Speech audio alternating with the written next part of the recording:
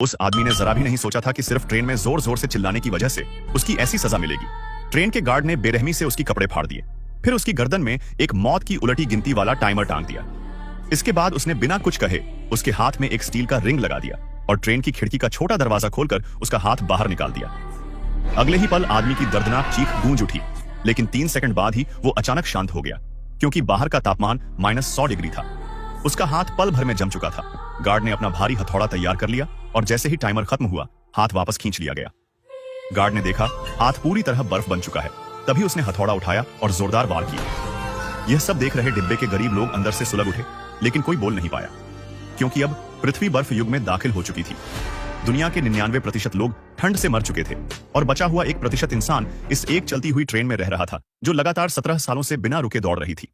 लेकिन इस छोटी सी ट्रेन में भी वर्ग भेद मौजूद था। अमीर लोग आगे के लग्जरी डिब्बों में रहते थे, जहां शराब, संगीत और मौज मस्ती का अंत नहीं था। वहीं पीछे के हिस्से में गरीब लोग बदबूदार और अंधेरे डिब्बों में जैसे जानवरों की तरह पड़े रहते थे। उनके लिए खाने को बस एक काली जिलेटिन जैसी एनर्जी बार थी। सिर्फ इतना ही नहीं, अमीर लोग जब चाहें पीछे के डिब्बों से बच्चों को उठा ले जाते थे।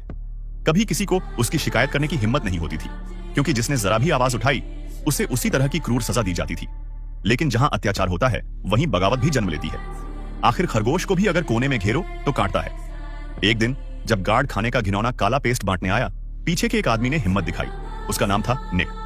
निक ने कई सालों से गार्डों को ध्यान से देखा था और उसे शक था उनकी बंदूक में असली गोलियां नहीं है। उसने अपनी शंका परखने के लिए भीड़ के बीच से निकलकर गार्ड की बंदूक अपने सीने पर रख दी। ट्रिगर दबा, पर कोई गोली नहीं निकली। यकीन हो गया, बंदूकें खाली थी। निक ने तुरंत इशारा किया। लोगों ने पहले से तैयार लोहे की पाइप उठाई और तेजी से डिब्बे के दरवाजे को बंद होने से रोक दिया। गार्ड कुछ कर नहीं पाए, क्योंकि उनके हथियार बेअसर थे। गरीबों ने पलक झपकते ही सबको काबू में कर लिया। तभी एक ताकतवर गार्ड हाथ में बड़ी तलवार झुलाने लगा। सब डरकर पीछे हटे, लेकिन एक नौजवान अपनी शर्ट उतारकर तेजी से उसकी ओर भागा। एक ही बार में उसने गार्ड का सीना चीर दिया। बगावत शुरू हो चुकी थी। भीड़ ने आगे बढ़कर ट्रेन के जेल वाले हिस्से तक पहुंच बनाई, जहां 2 लोग बंद थे। एक आदमी जो ताला खोलने का एक्सपर्ट था, और उसकी बेटी जिसके पास एक अजीब सी शक्ति थी। वो दीवार के पार भी सुन सकती थी कि अंदर क्या चल रहा है। आदमी ने ताले पर काम किया। धीरे धीरे दरवाजा खुल गया। कई सालों बाद पहली बार गरीबों ने ट्रेन के उस हिस्से को देखा जहां वो कभी नहीं पहुंचे थे। बाहर की दुनिया की एक झलक देखकर सब हैरान रह गए, लेकिन अब रुकने का वक्त नहीं था। गार्ड कभी भी पहुंच सकते थे। उन्होंने अगला दरवाजा खोला। वो ब्लैक फूड बनाने वाला डिब्बा था।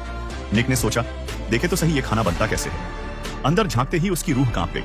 वो काला पेस्ट असल में पिसी हुई तिलचट्टों से बन रहा था। निक गुस्से से फट पड़ा, लेकिन तभी लड़की ने कुछ महसूस किया। उसने कहा, गार्ड आ रहे हैं। पर अब बहुत देर हो चुकी थी। अगला दरवाजा खुला। सामने गार्डों की एक बड़ी टोली हाथों में कुल्हाड़ियां लिए खड़ी थी।